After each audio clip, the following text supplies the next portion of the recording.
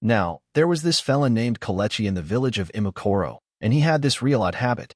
At funerals, while everyone else was bawling their eyes out and grieving, Kalechi would just bust out laughing, a real hearty laugh, like he'd just heard the funniest joke in the world. It wasn't no nervous giggle, either. It was full-on joy. The villagers couldn't wrap their heads around it. How could anyone laugh when folks were so sad? Kids would run off when they saw him coming, and the grown-ups would whisper about him behind his back. Some figured he was cursed or something, while others just thought he was plain crazy.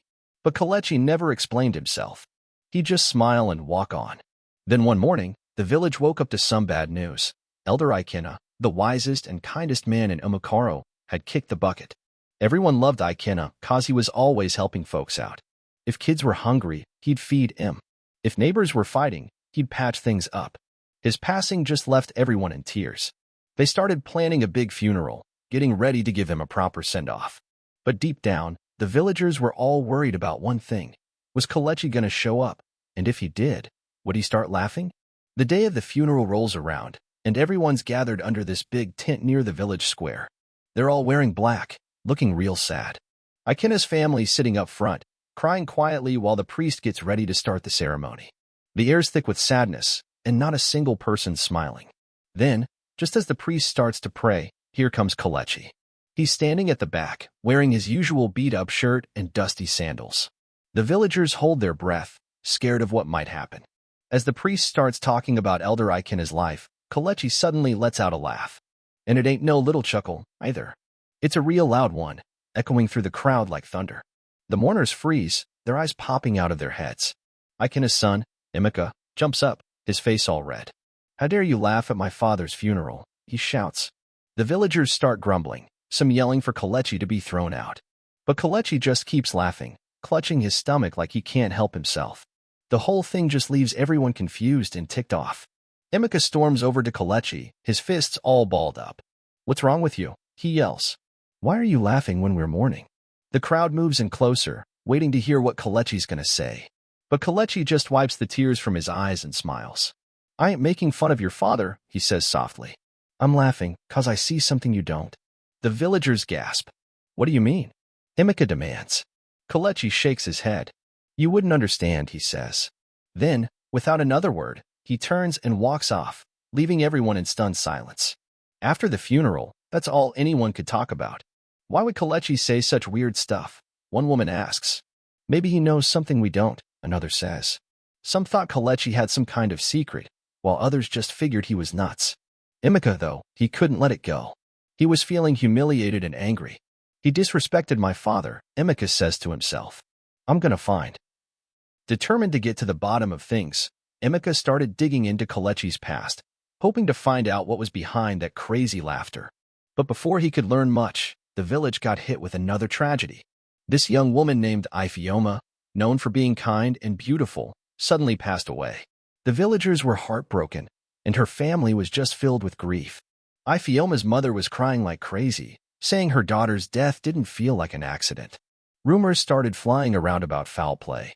They planned the funeral for the next day, and the villagers were all whispering nervously. "Is Kalechi gonna come?" they wondered. "And if he does, is he gonna laugh again?" Everyone was on edge as they gathered for Ifeoma's funeral. The funeral started under a cloudy sky. Ifeoma's family sat up front, crying while the priest said a prayer. Then, just like before, here comes Kalechi. He stood at the back, his face all calm and unreadable. For a minute, it looked like he might keep quiet. But as the priest kept talking, Kalechi started laughing again. It was a loud and unsettling laugh, filling the air with this eerie sound. Ifeoma's mother screamed, "Why are you laughing at my daughter's death?" The crowd turned to Kalechi, all furious and confused, but he didn't stop. But then, Kalechi stopped laughing and looked at Ifeoma's mother with this serious look. "I ain't laughing at your daughter," he said. "I'm laughing because the truth is close." The crowd gasped, and people started murmuring. "What truth?" someone shouted. "Stop talking in riddles," another yelled. But Kalechi didn't answer. Instead, he turned and walked off, leaving the villagers even more confused. Emeka was watching him closely, his anger building up. He knows something, Emeka thought. "I'm gonna make him tell me." So he decided to confront Kalechi one more time. That evening, Emeka followed Kalechi to his little shack at the edge of the village. The sun was going down, and the air was cool and quiet. Kalechi was sitting outside, staring at the sky when Emeka showed up. "Tell me what you meant," Emeka demanded. "What truth are you talking about?" Kalechi sighed and looked at Emeka. "The dead can't rest until their stories are told," he said. Emeka frowned, confused. "What stories?" he asked. Kalechi's face got real serious. "Your father and Ifeoma were killed, Emeka, and the truth ain't gonna stay hidden." Emeka froze, staring at Kalechi in disbelief. "What are you saying? My father was poisoned? Ifeoma was killed?" he asked, his voice shaking with anger and fear. Kalechi nodded slowly. "The dead speak, Emeka. I can hear their cries. Elder Ikena and Ifeoma's spirits are restless, and they want justice." Emeka shook his head. "This is crazy. You expect me to believe you can hear dead people?" Kalechi sighed. "You don't have to believe me, but the truth will come out. Just listen close, and you'll find out too," he said. Emeka went back to the village, shaking and not knowing what to do. He didn't tell anyone about his talk with Kalechi, but he couldn't stop thinking about it. Meanwhile, the villagers kept on yakking about Kalechi and his weird ways. Why does he laugh and talk in riddles all the time? They wondered. Some said he was cursed by the gods, while others thought he had some kind of power to see beyond what regular folks could. "If he knows the truth, he needs to spill it," one of the elders said. The pressure was building up on Kalechi, but he just stayed calm and quiet. Emeka couldn't shake off what Kalechi had said, so he decided to do some investigating himself. He started asking questions about his father's last days. Did anyone notice anything strange before he passed? He asked Ikena's close friends. One of them, this old guy named Chima, hesitated for a second before answering. "Your father wasn't himself that last week," Chima said. "He kept complaining about a bitter taste in his food." Emeka's heart started racing. He'd always figured his father just died of old age. Now, he was starting to have doubts. Could Kalechi be telling the truth? He wondered. Emeka's digging led him to the village herbalist, Neka, who'd made medicines for Ikena. "Did my father come to you before he died?" Emeka asked her. Neka nodded. "Yeah, he came in complaining about a stomachache. I gave him some herbs to help, but I had a feeling something was wrong," she said. Emeka frowned. "What do you mean?" he asked. Neka hesitated. "It felt like poison," she whispered. Emeka's eyes popped open. "Poison," he repeated. Neka nodded slowly, looking sad. "I told him to be careful, but it was too late." Emeka's heart just sank. While Emeka was digging into his father's death, he started hearing more about Ifeoma's fall. Her best friend, Chioma, told him something that sent chills down his spine. "Ifeoma told me she was scared before she died," Chioma said. "She'd found out something about someone in the village, but she wouldn't tell me who." Emeka's blood ran cold. "What did she find out?" he asked. Chioma shook her head. "I don't know. She just said it was dangerous and that she needed to talk to the elders." Emeka realized Ifeoma's death might not have been an accident after all. Desperate for answers, Emeka went back to Kalechi's shack late one night. Kalechi was sitting outside humming to himself when Emeka showed up. "You were right," Emeka said, his voice all frustrated. "There's more to my father's death and Ifeoma's fall than I thought." Kalechi nodded, his face calm as ever. "I told you the dead don't lie," he said, "but now you gotta decide. Are you gonna dig up the truth, or are you gonna let it stay buried?"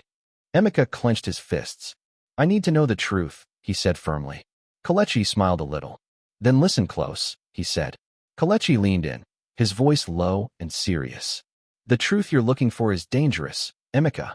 There are people in this village who do anything to keep their secrets hidden," he said. Emeka frowned. "Are you saying someone in this village killed my father and Ifeoma?" he asked.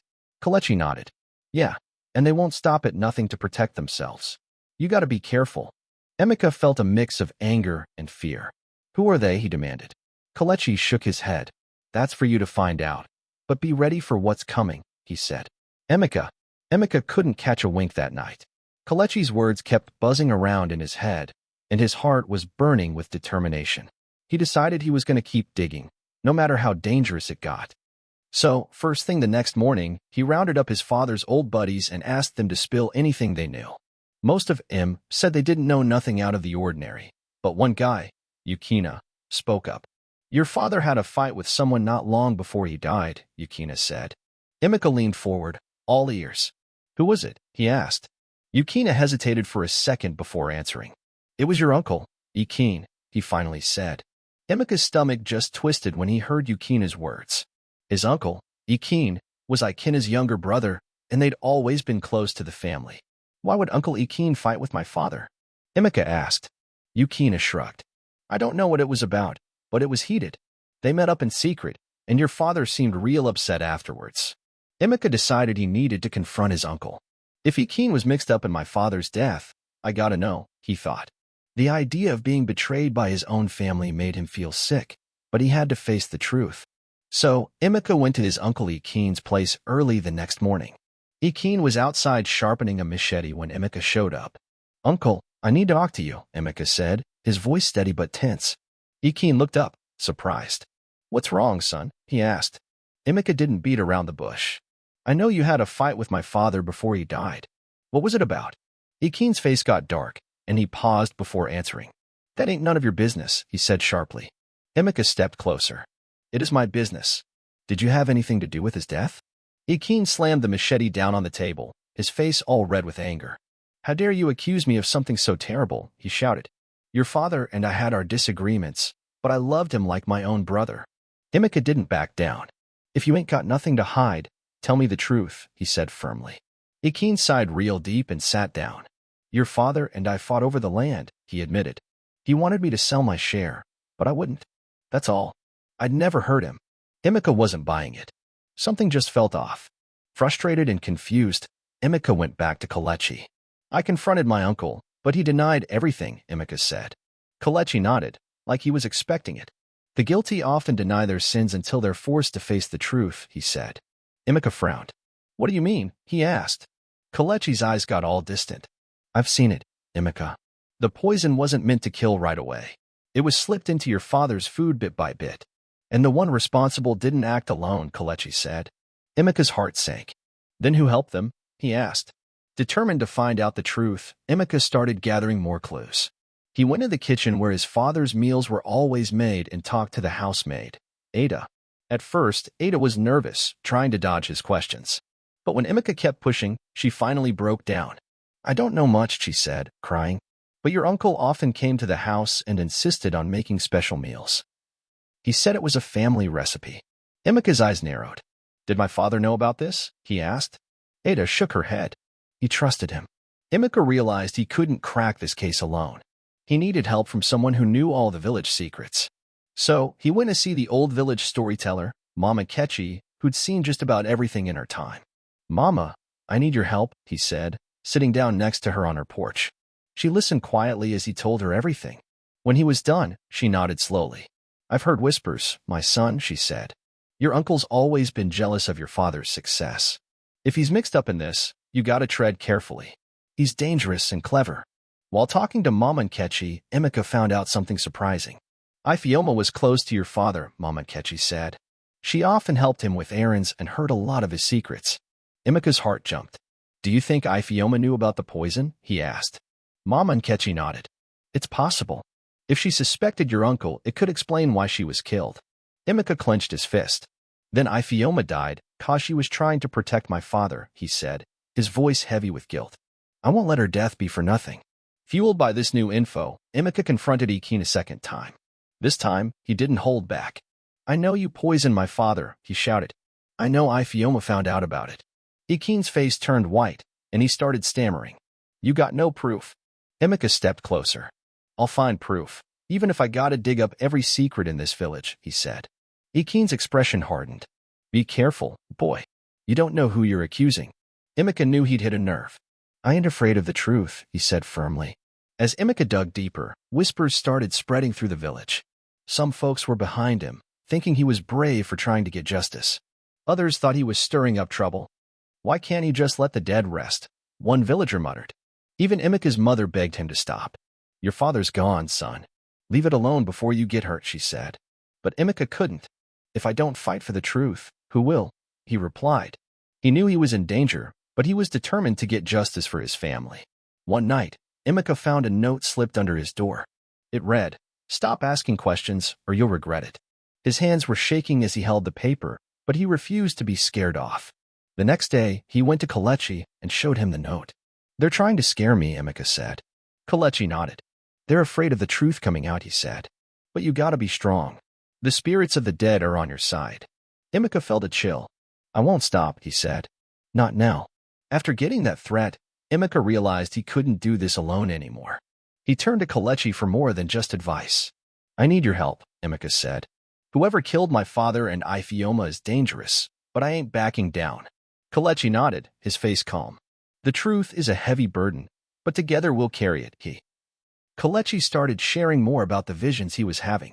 Your father and Ifeoma's spirits are both pointing to the same person, Kalechi said. Imika's heart jumped. Is it really my uncle? He asked. Kalechi hesitated for a second. Yeah, Ikin's guilty, he said, but he didn't act alone. Someone else helped him. Imika frowned, confused. Who else would do something like that? He asked. Kalechi looked at him with sad eyes. Someone close to you, he said quietly. Imika's mind was racing. His family was small, his mother, his cousins, and the housemaid, Ada. Who could betray us like this? He whispered. Kalechi put a hand on his shoulder. You gotta find out, but tread carefully. The guilty won't confess easy, and the danger's close. Imika decided to question Ada again. This time, he was watching her real close for any signs of guilt. Ada, you've worked for my family for years, he started. Did you ever notice anything strange about my uncle's visits? Ada looked nervous, avoiding his eyes. I already told you, he liked to cook for your father, she said. Imika leaned in closer. Did you ever see him put anything in the food? He pressed. Ada's hands started shaking. I don't know, she stammered. Imika felt his suspicions growing stronger. What are you hiding? He demanded. Finally, Ada broke down in tears. I didn't mean for anyone to die, she cried. Your uncle threatened me. He said if I didn't let him into the kitchen, he'd hurt my family. Imika's chest tightened. So you knew he was poisoning my father? He asked. Ada nodded, sobbing. I tried to stop him, but he always found a way. I'm so sorry, Imika, she said. Imika felt a mix of anger and sadness. Ada had been forced to help, but she'd still betrayed his family. Why didn't you tell me sooner? He asked. Now that Imika had Ada's confession, he knew he needed solid proof to confront Ikin. He and Kalechi started cooking up a plan. We'll gather the elders and expose him in front of everyone, Kalechi suggested. But we need to catch him off guard. Imika nodded. I'll invite him to my house for dinner. We'll make him think everything's normal, then we'll drop the bomb, he said. Kalechi agreed. The spirits of your father and Ifeoma will guide us, he said. Imika felt a flicker of hope.